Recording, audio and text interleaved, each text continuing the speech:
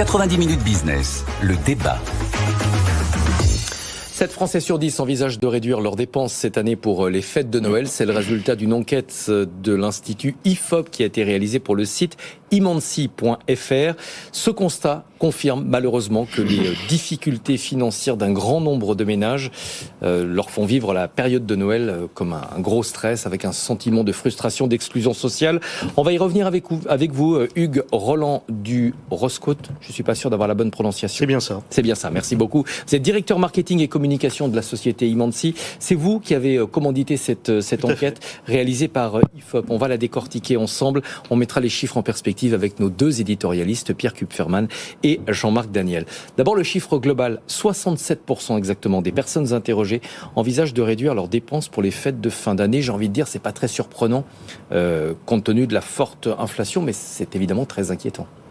Tout à fait, on connaît une inflation suite au conflit qui est importante. Sur les 2 dernières années, on a une inflation qui est de 10% à peu près. Voilà, et du coup, ça se ressent évidemment sur le budget des ménages. Ouais. Vous n'avez pas été surpris par ce résultat?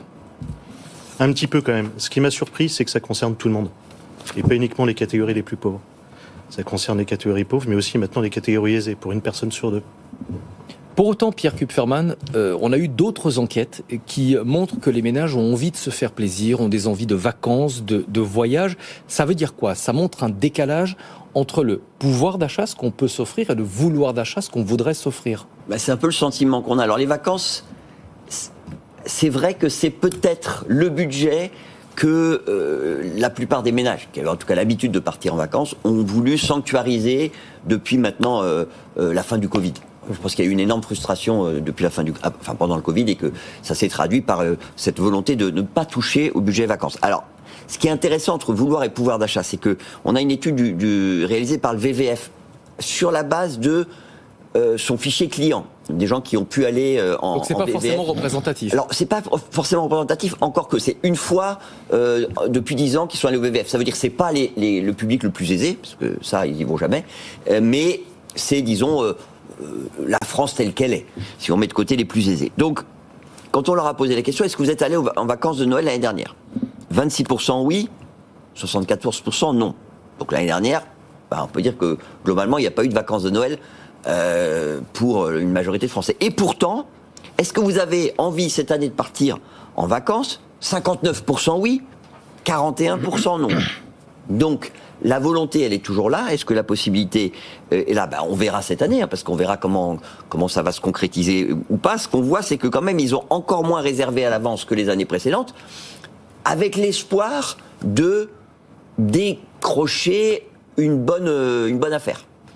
Je suis pas sûr qu'ils vont la décrocher, la bonne affaire. Donc il se peut que beaucoup se disent qu'in fine, ils partiront pas parce qu'il n'y a pas de bonnes affaires. Et alors ce qui est intéressant aussi, c'est de voir que de moins en moins de Français prévoient de partir cette année pour les vacances de Noël avec le train ou l'avion, puisqu'on était à 24% l'année dernière. Et là, on n'est plus qu'à 18%. En fait, c'est la voiture. Ça va pas faire plaisir à Jean-Marc, mais voilà, 79% des Français ont prévu de prendre leur voiture pour partir en vacances pour Noël. Hugues, quand 67% des personnes interrogées disent qu'elles vont réduire ou qu'elles envisagent de réduire leurs dépenses, est-ce qu'on connaît la ventilation ?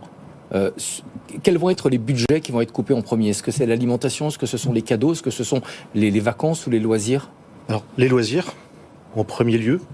Et après, effectivement, c'est aussi les déplacements, comme vous venez de le souligner. Et puis, ça peut être aussi tout simplement le budget alloué au repas de fin d'année et aussi aux cadeaux. On voit qu'il y a le stress lié du coup à l'arrivée de cette période et du budget que l'on doit consacrer aux cadeaux est en nette augmentation. Il a pris 18 points. Cet indice a pris 18 points en l'espace de 4 années. Jean-Marc, est-ce que ça montre pas surtout un accroissement des inégalités ? Ah non, je pense que ce qui est intéressant dans ce genre de situation, c'est effectivement la perception et puis après ce que donnent les statistiques officielles. L'INSEE passe son temps à se débattre en disant, écoutez, il n'y a jamais eu autant de pouvoir d'achat, le pouvoir d'achat va avoir augmenté cette année. Je rappelle quand même... Il n'y a jamais eu autant de pouvoir d'achat. Ah oui, il n'y a jamais eu autant de pouvoir d'achat. Et même le pays vit au-dessus de ses moyens. C'est-à-dire, il y a un excès de pouvoir d'achat dans le pays. Alors chaque individu le ressent pas comme tel, mais on parlait des déplacements de l'automobile, il n'y a jamais eu autant d'embouteillages que pour les vacances de la Toussaint. C'est-à-dire que la Noël, ça va être pire, hein, je vous le dis. Et la Noël, ça va être pire. C'est-à-dire que vous avez effectivement une capacité de dépense qui va se traduire par le fait que les gens vont se précipiter et vont accepter même d'être dans des embouteillages, c'est-à-dire ce qui va augmenter leur friture. Et donc, si vous regardez, moi je me souviens, vous vous souvenez de Jean Fourastier, dans son livre célèbre Les 30 Glorieuses, le commissariat du plan à l'époque faisait une étude qui consistait à demander aux gens de combien vous considérez que vous devriez avoir en plus, combien vous devriez avoir en plus pour avoir une vie décente et correcte. Et donc, il demandait ça depuis 1947. Et assez souvent, c'était entre 30 et 40% de revenus supplémentaires en termes de pouvoir d'achat.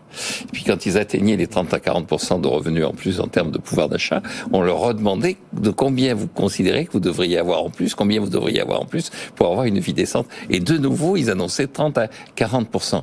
Et donc je pense qu'il y a effectivement un décalage qui est tout à fait compréhensible entre le pouvoir d'achat et le vouloir d'achat, avec une des composantes, c'est que son pouvoir d'achat, c'est non seulement de satisfaire, là aussi c'est l'amour de soi et l'amour propre. Dans tout acte de consommation, donc ça c'est vieux, l'amour de soi et l'amour propre, il y a non seulement la satisfaction que l'on retire, et puis la conviction que par un certain nombre de gestes de consommation et de gestes d'achat, on est associé à un bloc social, à une vie sociale.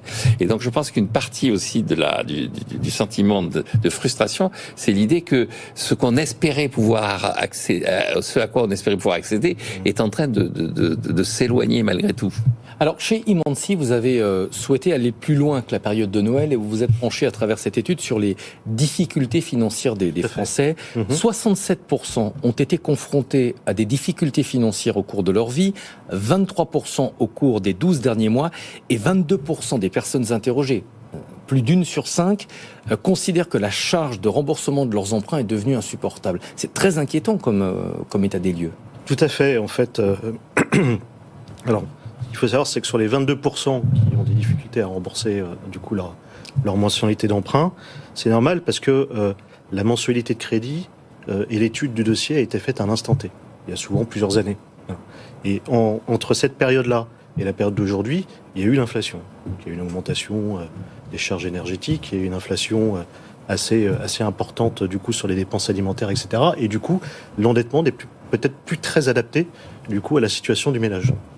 Sur les conséquences sur la vie de ces personnes, c'est assez terrible là encore. 44% des personnes qui ont eu des problèmes financiers ont le sentiment d'être exclus. 85% de ceux qui sont en difficulté financière ont aussi des difficultés sociales. Est-ce qu'on n'a pas une bombe sociale à retardement qui est en train de se constituer ? Alors, bombe sociale, je ne sais pas. Tout ce que je sais, c'est qu'effectivement, c'est une problématique importante dans les ménages nous, on le voit très bien et on le voit régulièrement auprès de nos clients. C'est une charge mentale qui est extrêmement importante. Cette situation alors on va plutôt parler que de surendettement, de malendettement, en fait, puisqu'on n'est pas encore en situation de surendettement. On connaît des difficultés financières, voilà, et ça pèse sur le sommeil. Ça peut générer des problèmes dépressifs, des problèmes de libido aussi, voilà. Et du coup, c'est un facteur d'exclusion sociale aussi, puisque du coup, on va se contraindre et on va ne plus partir en vacances, refuser des restaurants avec sa famille ou avec ses amis, etc. Et du coup, c'est une charge mentale qui est importante. Je suis désolé de plomber l'ambiance en ce début de semaine, mais elle est où la magie de Noël ? Et encore une fois, je maintiens, on verra dans les embouteillages, les gens ils sont pas. C'est à la fin de la foire qu'on compte les bouts. Oui, c'est ça. Oui, on verra combien il y aura de personnes, combien il y aura d'embouteillages. C'est-à-dire que vous relativisez quand même ces déclarations qui sont faites lors. Oui, parce que, écoutez, au moment du passage à l'euro, on nous avait expliqué aussi que les gens étaient traumatisés parce qu'ils avaient perdu énormément de pouvoir d'achat. Reprenez la presse de décembre 2002, qui nous annonce que Noël allait être catastrophique parce qu'à cause de l'euro, les gens allaient perdre énormément de pouvoir d'achat, donc les gens étaient... avec le recul, c'est pas complètement faux. Hein. C'était totalement faux. Non, pas du tout. Pas du tout. Au contraire, même, grâce à l'euro, on a réduit considérablement l'inflation. Donc on a... Depuis la période, on parle d'inflation, mais je rappelle quand même que les prix en moyenne ont augmenté depuis 2002, y compris après ce que nous avons vécu, de 1,4%, ce qui est nettement moins que les revenus moyens des Français. Donc je pense qu'il y a une composante qui est une composante, et là, qui est immaîtrisable, que ne peut pas mettre en avant, que ne peut pas gérer le gouvernement, que ne peut pas gérer les pouvoirs publics et que ne peut pas analyser le macroéconomiste, si effectivement je maintiens le sentiment, et ce sentiment de vouloir d'achat, ce sentiment je ne suis plus en état de faire ce que je voulais faire, ce que j'ai envie de faire. De là à dire que c'est objectif, je pense que c'est difficile à mesurer. Ça questionne aussi le rapport au crédit. Cette année à Noël, on a eu des études qui nous indiquent que les Britanniques vont atteindre des niveaux records dans l'utilisation du paiement fractionné pour les cadeaux de Noël. On achète de plus en plus ces cadeaux de Noël à crédit. Effectivement, donc notamment le paiement fractionné, qui est un genre de crédit déguisé, si on peut dire, voilà, qui du coup se développe fortement, les microcrédits aussi, l'achat en leasing aussi sur un certain nombre de biens. Juste une remarque, ce qui est intéressant sur ce qui se passe au Royaume-Uni, c'est que simultanément, vous avez un marché à terme du cadeau de Noël où on revend ces cadeaux de Noël. Et vous apercevez que beaucoup de gens qui empruntent sont sur ce marché à terme. C'est-à-dire, ils empruntent, ils achètent un cadeau et ils le revendent sur le marché à terme. Donc vous avez une espèce de mécanisme qui est un mécanisme fascinant, qui est le fait que la finance, même la plus élaborée, est partagée par une partie de la population. Alors certes, c'est les Britanniques, mais autour du cadeau, on va gagner de l'argent. Mais on a vu aussi des personnes revendre leurs cadeaux pour s'acheter à manger.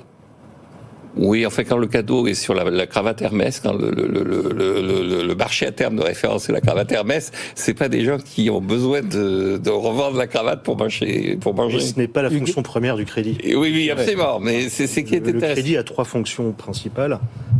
La première, c'est de pouvoir répondre à un besoin de trésorerie, parce qu'on n'a pas forcément les fonds pour acheter un bien de consommation, une voiture, ce genre de choses. Voilà, ça c'est la première fonction.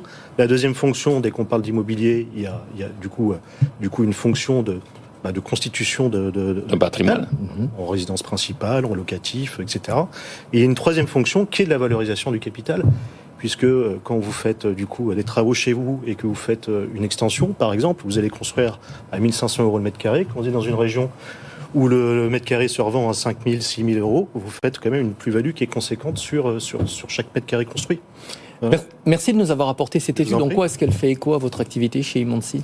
Bien sûr, puisque nous sommes courtiers multispécialistes, du coup en crédit immobilier, en regroupement de crédit et en assurance. Donc multispécialistes, pourquoi ? Parce que nous avons des experts sur chacun de nos métiers.